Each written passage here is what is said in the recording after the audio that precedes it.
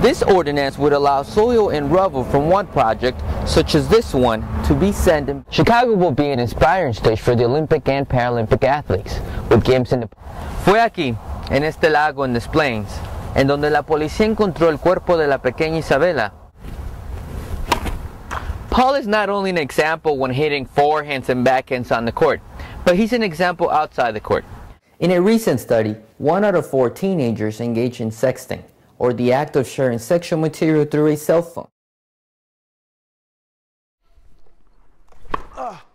Tennis is a game of control, sit down, speed, and footwork.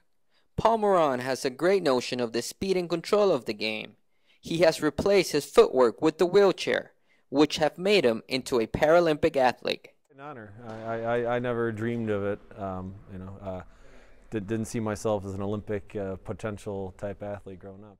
Paul is a 5-time Paralympic athlete. He spent most of his Paralympic career competing in sitting volleyball, but when he started to see his tennis game improved, he decided to pick up his racket and head to Beijing.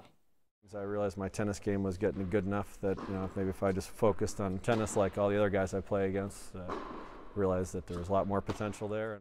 Paul's success as a Paralympic athlete was born from an accident nearly 25 years ago. Kind of the same phenomenon, like the patio door is open and you walk into the screen door and you got your nose mushed up, except for I bounced into the path of a light rail vehicle, which really aren't that light if they're on top of you, which it was for about 40 minutes that night. Paul is not only an example when hitting forehands and backhands on the court, but he's an example outside the court. He spends a lot of his time talking to children in school, and is now part of the push to bring the 2016 Olympic and Paralympics to the city of Chicago. In the meantime, Paul prepares for his possibility of competing in London in 2012, and has no regrets about his disabilities. Instead, it has inspired him to his success.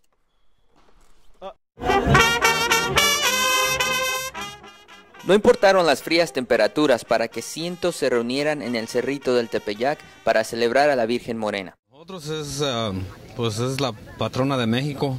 Hace más ya de 400 años que la Virgen se le apareció al indio Juan Diego, y desde entonces se ha convertido en la emperatriz de América y ahora de todos los latinos que residen en Estados Unidos. Nuestra Madre Guadalupe, la emoción que tenemos hacia ella cada año, venir a visitar y venir a dar las gracias por todo lo que nos ha dado y nos ha ofrecido a todos nosotros los mexicanos. A estas festividades se unió el padre Claudio Díaz, director de la Oficina para los Católicos de Chicago. Lo que hace particular y especial a Nuestra Señora de Guadalupe es que el rostro de la Madre se parece a sus hijos. Es morenita como todos nosotros.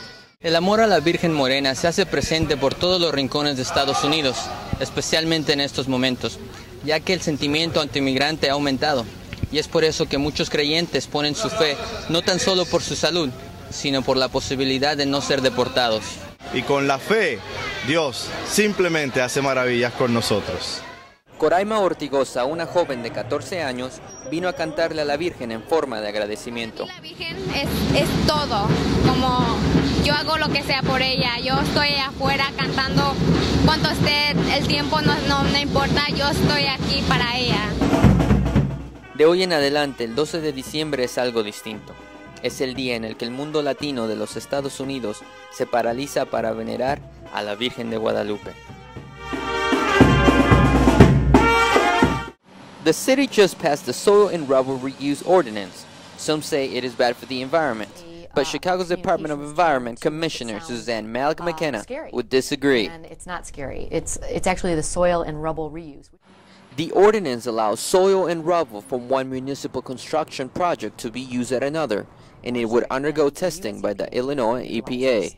Because we work very closely with the Illinois EPA, who's always had very succinct parameters around this.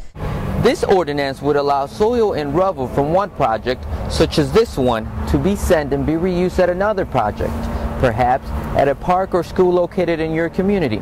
This will cut on CO2 emissions, and it will save the city a whole lot of money. We are setting the benchmark for the nation. We need to make sure that we're doing this right if we're going to be taking the lead on this as a city. Kim Wasserman Nieto is with the Little Village Environmental Justice Organization. It's a nonprofit that helps fight to protect the environment in and around Little Village, as well as the rest of Chicago. Wasserman Nieto, along with other environmental groups, are concerned about not having a precise testing method for the materials being reused. If you combine that soil plus the soil that's already here, you just have a lovely mix of very contaminated soil, and that's not something that we want our folks exposed. It would make absolutely no sense for us to move forward on any type of initiative that we wouldn't be able to feel very confident and guarantee that we're protecting public health and safety. While Wasserman Nieto felt that she wasn't part of the process, she was able to make some changes. The fact that we were able to put in an extra step for aldermen to stop it is a really good thing, we feel. So now we're able to reach out to other organizations and say, hey, you need to be on the lookout for this. Reporting, Bladimir Hernandez.